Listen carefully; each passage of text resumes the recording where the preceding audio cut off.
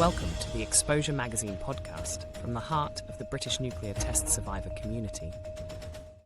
Today, on Veterans Memories, we are going to hear Maralinga Recollections by Terence Bambridge, as published in the winter 2019 edition of Exposure Magazine. I am writing in regard to my own personal experience of my time at Maralinga.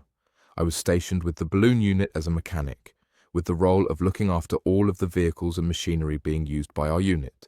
This included the winch, which raised the nuclear device to 800 feet below a barrage balloon. We had previously rehearsed this procedure at Aldermaston in England. My task was to make sure the winch was able to raise the nuclear device and that the balloon that suspended it was then anchored to a concrete block that had been installed in the ground. The winch was then driven away, and our electrician, Corporal O'Brien, had to connect the device to a cable that fed back to the headquarters, where they would press a button to detonate the device. Corporal O'Brien and myself then had to drive away in a truck as fast as possible along a track that had speakers every quarter mile, which the countdown played out over. When only a few minutes were left to go, we were instructed to jump out of the truck and bury ourselves in the sand. Without a doubt, we were the nearest that people had ever been to a pre-arranged atomic explosion.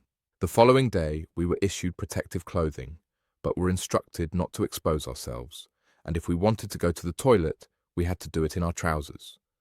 We then had to return to the site of the detonation in order to record the damage that had been caused to the surrounding equipment that had been set up around the site, when in fact we had been used as guinea pigs. When we arrived back in camp, we were ordered into a decontamination unit where we were showered continually for hours until our radiation exposure levels were reduced. This process took at least 24 hours. Prior to detonation of the device, we were responsible for caring for the device, which was placed out in the bush and attached to a generator which was kept running 24 hours a day. Naturally, this was in a very remote region, and at night we used to sit round a log fire about 60 feet from the generator.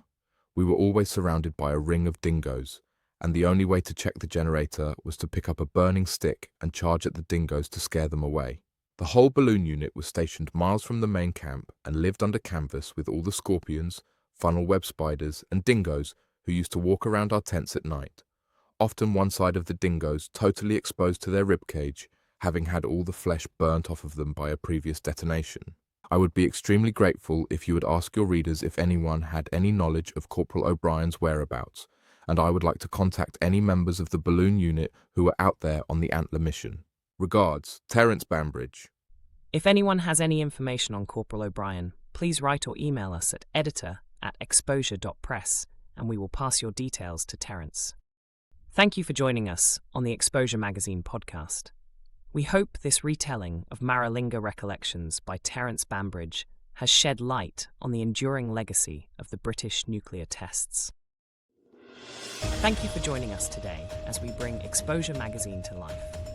Like, subscribe and share for more great podcasts.